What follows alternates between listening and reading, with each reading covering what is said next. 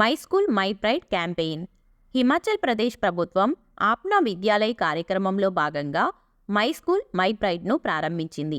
ప్రభుత్వ పాఠశాలలో విద్యా నాణ్యతను పెంచడం ఈ కార్యక్రమ ఉద్దేశం. కర్తవ్య పథ్లో అదరగొట్టిన నారీశక్తి. 75వ గణతంత్ర వేడుకల సందర్భంగా ఢిల్లీలోని కర్తవ్య పథ్లో నారీశక్తి సత్తా చాటింది. వివిధ దళాలకు చెందిన మహిళలు కవాతు నిర్వహించారు.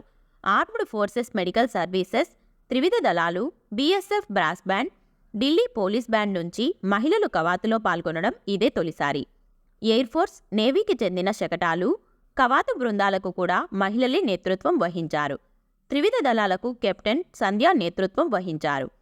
ఎయిర్ ఫోర్స్ మార్చ్పాస్ట్కు స్క్వాడ్రన్ లీడర్లు రష్మి ఠాకూర్, సుమితా యాదవ్, ప్రతిది అహ్లువాలియా, ఫ్లైట్ లెఫ్టినెంట్ కిరీట్ రోహెల్ నేతృత్వం వహించారు. బాంబే షాపర్స్ రెజిమెంట్కు తొలిసారి మేజర్ దివ్యా త్యాగి సారథ్యం వహించారు. భారత్ ఫ్రాన్స్ మధ్య కీలక ఒప్పందం.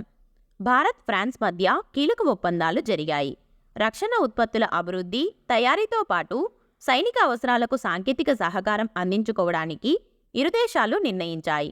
సైనిక ఉపగ్రహాల అభివృద్ధి, అంతరిక్షంలో శకలాలు, ఇతర ఉపగ్రహాల రద్దీ సమాచారాన్ని పంచుకోవడానికి ఒప్పందం కుదిరింది. అంతరిక్షం, సైబర్ రంగం, ఏఐ, రోబోటిక్స్ వంటి రంగాల్లో ఇరు దేశాలు పరస్పర సహకారం అందించుకోనున్నాయి. రెండో విడత సైక్లోన్ విన్యాసం. ఇండియా, ఈజిప్టు దేశాలు రెండో విడత సైక్లోన్ సంయుక్త సైనిక విన్యాసం నిర్వహించాయి. ఈజిప్టులోని ఆన్సాస్లో జనవరి 22న ప్రారంభమైన ఈ విన్యాసం ఫిబ్రవరి 1 వరకు జరగనుంది. మొదటి ఎడిషన్ను గతేడాది రాజస్థాన్లో నిర్వహించారు. రాజస్థాన్ స్కూళ్లలో సూర్య నమస్కారాలు తప్పనిసరి. రాజస్థాన్ రాష్ట్రంలోని ప్రభుత్వ పాఠశాలల్లో సూర్య నమస్కారాలను ప్రభుత్వం తప్పనిసరి చేసింది. ఉదయం ప్రార్థనల తర్వాత ప్రతిరోజు విద్యార్థులందరూ సూర్య నమస్కారాలు చేయాలని విద్యామంత్రి మదన్ దిలావర్ ప్రకటించారు. దేశంలోని తొలి డార్క్ స్కై పార్క్. దేశంలోని తొలి డార్క్ స్కై పార్కుగా మహారాష్ట్రలోని పెంచ్ టైగర్ రిజర్వ్ గుర్తింపు పొందింది. ఆసియాలో ఇది 5వది. ఖగోళ పరిశోధకులకు ఈ పార్కు ఉపయోగపడనుంది. దేశంలోనే తొలిసారి స్టీల్ స్టాగ్ రోడ్. దేశంలోనే తొలిసారిగా నేషనల్ హైవేపై స్టీల్ స్టాగ్ రోడ్డును నిర్మించారు.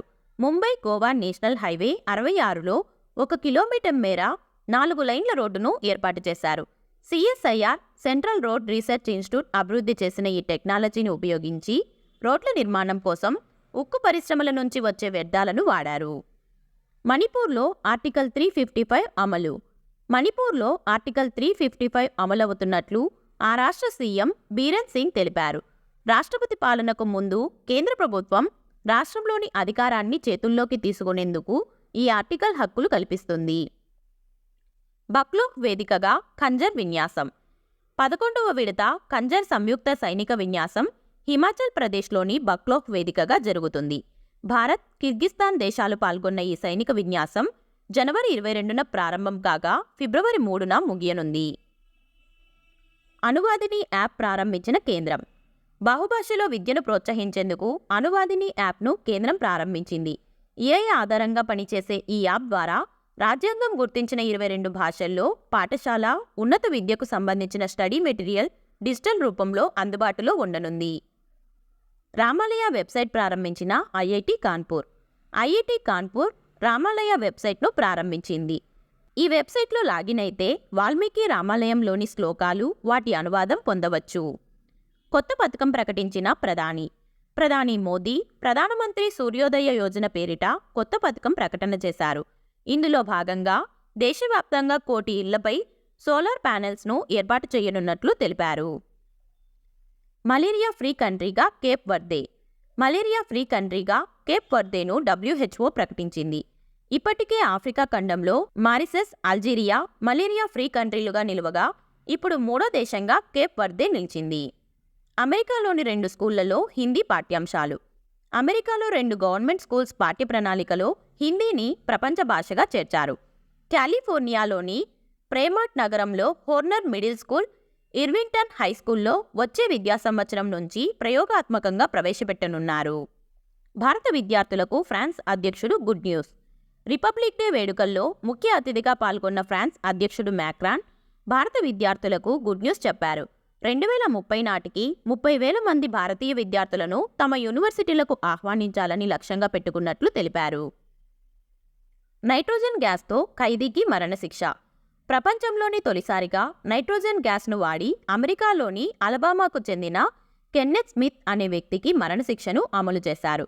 కెన్నెత్ స్మిత్ 1988లో ఓ మతాధికారి వద్ద సుపారీ తీసుకొని అతడి భార్యను హత్య చేశాడు. నేరం రుజువు కావడంతో 2022లో కోర్టు మరణశిక్ష విధించగా తాజాగా అమలు చేశారు. వరల్డ్ బెస్ట్ సిటీగా న్యూయార్క్. టైమ్అవుట్ విడుదల చేసిన వార్షిక జాబితాలో ప్రపంచంలోనే న్యూయార్క్ నగరం బెస్ట్ సిటీగా నిలిచింది. సౌత్ ఆఫ్రికాలోని కేప్టౌన్ 2వ స్థానంలో నిలవగా తర్వాతి స్థానాలను బెర్లిన్, లండన్, మాడ్రిడ్ దక్కించుకున్నాయి. మొత్తం 50 నగరాలతో కూడిన జాబితాలో ఇండియా నుంచి ముంబైకి మాత్రమే అవకాశం లభించింది. ఇక టాప్ 10లో Mexico, Liverpool, Tokyo, Rome, Porto నగరాలున్నాయి. అత్యంత ట్రాఫిక్ ఉన్న నగరంగా లండన్. ప్రపంచవ్యాప్తంగా అత్యంత ట్రాఫిక్ ఉన్న నగరాలను టామ్టామ్ ట్రాఫిక్ ఇండెక్స్ 2023ను విడుదల చేసింది. 55 దేశాల్లోని 387 నగరాలను సర్వే చేయగా ఇందులో అత్యంత ట్రాఫిక్ ఉన్న నగరంగా లండన్ నిలిచింది. ఆ తర్వాత స్థానాల్లో డబ్లిన్, టొరంటో, మిలన్, లీమా ఉన్నాయి. బెంగళూరు 6వ స్థానంలో నిలువగా పూణే 7వ స్థానంలో నిలిచింది. వీడియో నచ్చితే లైక్ చేయండి. Please subscribe.